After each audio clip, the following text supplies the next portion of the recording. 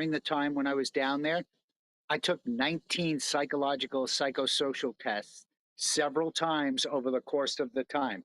And what happened is my depression got better, my anxiety got less. During the time when you were down there, we saw a decreasing trend of this normal problems that we have. Now, people said, I'm a scientist, right? So I changed as few things as possible. My eating was always exactly the same as it was on the surface. My drinking, my coffee, my everything, right? Even my stress level was higher while I was underwater because I worked from 6 to 8 hours a day doing science, electroencephalograms, electrocardiograms, pulmonary function tests, blood, urine, saliva, respirations, heart rate variability. We tested everything. So between 6 and 8 hours a day of science, no kidding, hardcore, to the level that it hasn't been done since the C Lab days.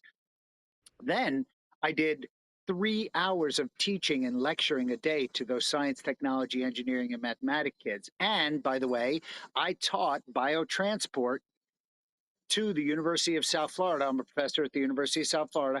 I taught while I was down there 3 days a week. I taught, right? So that I taught a lot while I was down there and was very busy. And then towards the middle of it, I started getting interview after interview after interview. So 3 hours a day was devoted to interviews, especially towards the end, right? So add all that together, we are talking a 12 to 15-hour day every day of working, being on camera, doing things, not like I was just hanging out, smoking cigarettes and watching Cat and Kangaroo. I was working. I was into the science. I was into learning. I was into teaching, so I had my stress level was pretty high, but yet overall, my stress was low. Isolated environments are actually good if you have the right attitude and the right training. So we need to train our astronauts and aquanauts to live in these kind of environments before they go to space and before they go underwater for long periods of time.